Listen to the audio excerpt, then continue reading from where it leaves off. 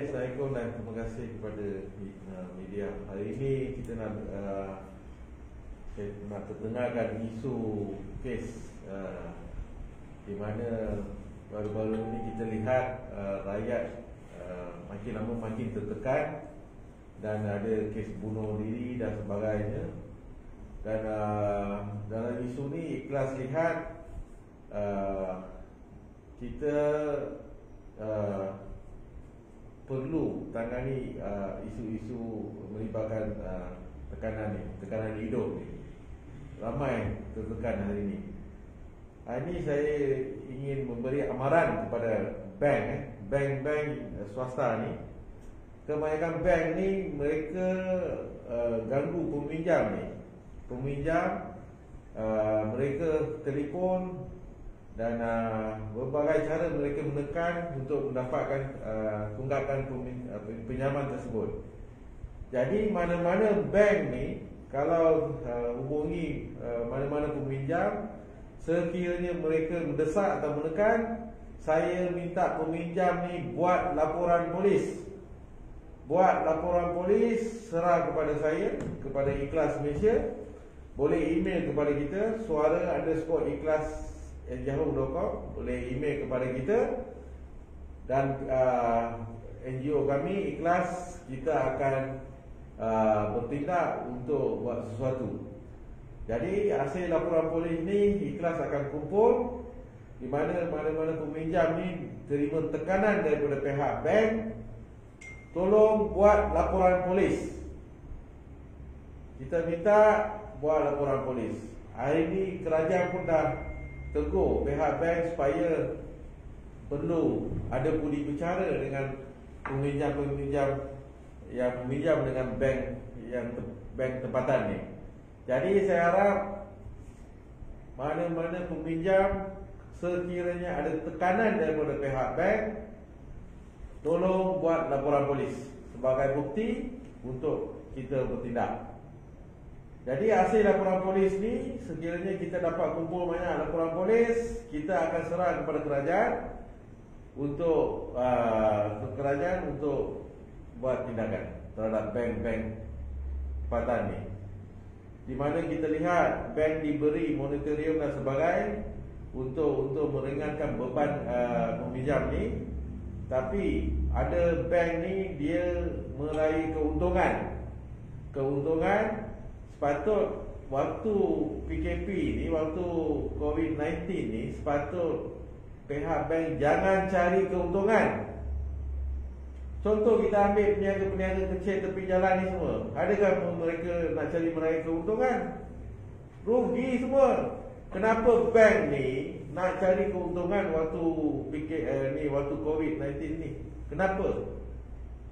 Dalam situasi negara kita telah darurat, kenapa bank nak cari untung? Jadi Ikhlas Malaysia, kita takkan duduk diam sekiranya mana-mana bank ni menekan peminjam-peminjam ni. Jadi saya takkan biarkan isu ni. Salah satu punca ni, kenapa kadar tekanan hidup rakyat meningkat adalah punca dia bank ni. Bank ni menekan, betul-betul menekan ni. Jadi saya harap di mana-mana peminjam ni kalau terima tekanan daripada pihak bank, tolong buat laporan polis. Kita dah hak, kita sebagai rakyat Malaysia, kita dah hak untuk buat laporan polis. Jadi setelah buat laporan polis, tolong serah kepada Ikhlas Malaysia, kita akan buat sesuatu. Jadi saya harap pihak bank ni jangan cari keuntungan besar melalui peminjam-peminjam ni. Dan saya minta juga mana-mana peminjam buat pinjaman rumah ke, khususnya peminjam rumah ni. Kalau kita dah selesai hutang, kita lantik seorang auditor atau accountant, kita kaji balik. Kita buat semakan semula, berapa banyak kita dah bayar. Adakah bank ni, jangan kita duduk main bayar je. Bank ni kadang-kadang dia main kira je. Jadi kalau ada unsur penipuan kat situ, kita buat laporan polis. Kan, setengah orang dia dah bayar habis hutang tu, tapi bila kita bayar habis tengok perkara yang sepatut tak perlu bayar, mereka chargekan dalam pinjaman tersebut. Sebab tu saya minta rakyat ataupun peminjam-peminjam jangan tertipu dengan bank-bank ni. Jangan tertipu. Walaupun kita duduk bayar pinjaman rumah ke apa ke, kita perlu lantik auditor ataupun accountant untuk menilai, buat semakan semula bayaran kita ni kepada bank. Adakah ada unsur penipuan ataupun apa, kita kena perlu siasat. Inilah saya minta sangat. Dan baru-baru ni kerajaan pun, hari ni 100% kita tak boleh salahkan kerajaan. Hari ni kerajaan ada menyediakan berbagai bantuan. Contoh baru-baru ni untuk peniaga kecil ni, mikro ni, PKS mikro ni, kerajaan sediakan bantuan RM1,000 untuk peniaga-peniaga kecil. Jadi bukan untuk peniaga kecil je, bantuan-bantuan lain melalui agensi-agensi yang terlibat ni. Ada banyak agensi yang terlibat dari segi bantuan kepada rakyat. Jadi agensi ni perlu memainkan peranan penting dari segi pelaksanaan. Sebab kerajaan sediakan bantuan dana, yang pelaksana ni agensi peringkat bawah ni. Agensi peringkat bawah ni perlu memainkan peranan penting dalam perkara ni dari segi penyaluran kewangan kepada rakyat dan sebagainya. Kalau agensi ni tak berfungsi dengan bagus dan ada kerana birokrasi, akhirnya hasrat kerajaan ni akan gagal. Akhirnya rakyat akan salahkan kerajaan. Ini akan berlaku. Jadi saya harap agensi-agensi yang kerajaan yang terlibat ni perlu menjalankan tanggungjawab sepenuhnya terhadap rakyat, di mana dana-dana yang diperuntukkan daripada Kementerian Kewangan perlu disalurkan dengan kadar segera kepada rakyat. Ini yang kita minta hari ini. Ada apa-apa soalan? Moratorium 6 bulan tanpa interest. Boleh Tok jelaskan betul ke tanpa interest, ataupun interest tu interest on interest ke ataupun interest on principal? Sebab tu hari ini ramai peminjam ni, waktu mereka meminjam, mereka sign dokumen. Itu saja mereka tahu. Kadar yang dicas oleh pihak bank boleh dikatakan 90% dalam negara ni, peminjam ni mereka tak faham dengan apa yang mereka bayar tu. Adakah betul, tak betul, tak ada siapa yang sesat. Tak ada siapa yang sesat. Sebab tu sekarang ni saya minta setiap peminjam ni perlu ada orang nasihat, maksudnya dari auditor ataupun accountant untuk buat semakan terhadap pinjaman yang kita pinjam daripada bank ni. Ini yang perlu buat. Betul, dah ada terdengar isu-isu betul yang yang daripada aduan ke atau isu daripada peminjam ni. Dah ada terdengar ke ataupun ada ura-ura ke? Ada banyak. Ada berlaku, di mana ada berlaku sedikit juga dalam bank ni, di mana hutang-hutang lapuk ni, maksudnya hutang lapuk ni 10-20 tahun lepas ni, hutang lapuk ni sebenarnya dah dilupuskan. Bank ni dia boleh lupuskan hutang lapuk ni. Hutang lapuk yang dah telah dilupuskan, ada pihak bank dia lantik satu syarikat. Ini sindiket, boleh katakan sindiket. Sebab bank dah declare hutang ni telah dilupuskan. Sebab mereka pun dah declare dengan yalah, bank ni dia kena declare kan. Jadi sepatutnya tak perlu kutip lah hutang tu. Mereka lantik ejen dekat luar, kutip, oh ni you ada hutang ni dulu ni sekian banyak hutang. Banyak berlaku ni. Jadi saya minta bank negara perlu memainkan peranan dalam isu ni. hutang lapuk ni. Hutang lapuk pun satu tekanan juga kepada peminjam yang lama-lama dah sebenarnya dah lupuskan hutang tersebut. Sebenarnya tak boleh tuntut hutang lapuk ni. Hutang yang telah dilupuskan tak boleh tuntut. Ini banyak berlaku. Mereka kacau sampai takut nak jawab telefon. Gangguan-gangguan macam ni lah disebabkan rakyat tertekan. Akhirnya kerajaan dipersalahkan. Kalau bank buat salah, akhirnya kerajaan dipersalahkan. Ini yang kita perlu kaji. Jadi kalau kita nak bukan ni, kita perlu ingat, bukan bank je berkuasa. Kita sebagai peminjam, kita ada hak kita. Dia ada akta dia, kita ada hak kita untuk menuntut. Jadi saya minta setiap peminjam buat semakan semula kadar interest yang dikenakan, berapa bank charge dan sebagainya. Bukan semua orang peminjam ni semua pandai, kan? Jadi ini yang kita harus lakukan. Betul, kita tahu kan pihak kerajaan ada banyak memberikan bantuan kepada rakyat, juga usahawan itu kan.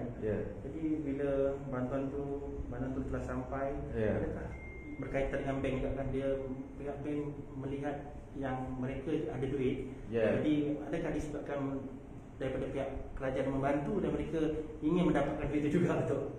Itulah saya kata, bank ni dia nak fikir nak untung je. Bank ni dia bisnes, dia fikir nak untung, dia tak nak rugi. Jadi bank ni lesen pun di bawah bank negara. Bank ni, jadi dia sebab peringkat bawah ni, maksudnya peminjam ni tak pernah bertindak secara drastik. Sebab tu mereka rasa mereka lebih berkuasa buat sesuatu.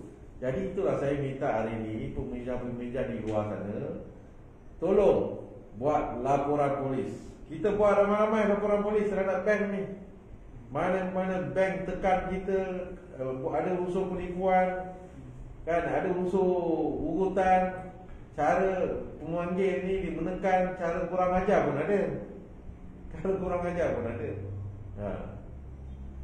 Dia memang bank ni macam cara dia macam cara Yahudi lah, kan. Dan akhirnya jadi macam alung ni, nak cari untung je.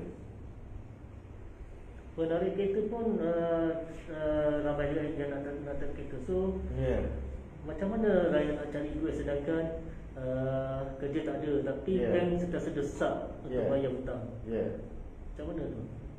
Sebab tu hari ni saya, sebab kerajaan pun dah sebelum ni pun dah nasihat semua bank. Tapi disebabkan segelintir bank ni degil sangat, dia tak nak ada budi bicara tolak ansur. Akhirnya apa yang hasrat kerajaan nak laksana itu tak tercapai disebabkan bank-bank swasta ni, kan. Sedangkan ada agensi kerajaan pun buat silap pun ada, kan. Ada unsur rasuah, ada unsur birokrasi dari segi agian, kan. Ini yang berlaku. Dia perlu berlaku adil lah. Hari ni kita tengok ada banyak kilang, ada sektor kilang, ada syarikat-syarikat ni apabila kerajaan beri peluang kepada mana-mana majikan, kalau nak ambil pekerja, kerajaan akan bantu majikan tersebut. Tapi hari ini kita perlu lihat, jangan asing majikan yang jadi mangsa juga, kan. Jangan majikan yang jadi mangsa. Dari segi banyak isu lah, dari segi pengambilan kerja, lepas tu kita nak buang kerja pun ada masalah. Sebab bila kilang tak jalan, terpaksa lah buang kerja, kan. Mana kita boleh simpan, kita tak kena tanggung rugi. Jadi dia kena adil. Kebajikan majikan pun perlu jaga, kemajikan pekerja pun perlu jaga. Agensi yang terlibat ni perlu berlaku adil lah. Jangan asyik dengan cakap pekerja je, majikan pula tak apa. Jadi dalam situasi COVID ni, majikan dan pekerja perlu diambil kira dari segi kebajikan. Sebab itulah banyaknya kejadian bunuh diri, gantung diri yang berlaku. Yalah, ada pekerja tak dapat gaji pun. Ada baru-baru ni menteri ada sebut kan, ada pekerja ada berapa bulan tak dapat gaji, orang tu bunuh diri kan. Jadi janganlah satu peringkat majikan pun ada bunuh diri pula nanti. Sebab majikan yang sediakan peluang pekerjaan. Majikan yang sediakan peluang pekerjaan. Kalau majikan tak sediakan peluang pekerjaan, macam mana orang nak bekerja? Kena berlaku adil lah. Ada soalan lagi? Mengenai isu pendatang asing yang cari makan, yang mengganggu peniaga tempatan di makan, boleh tolong ulaskan sikit?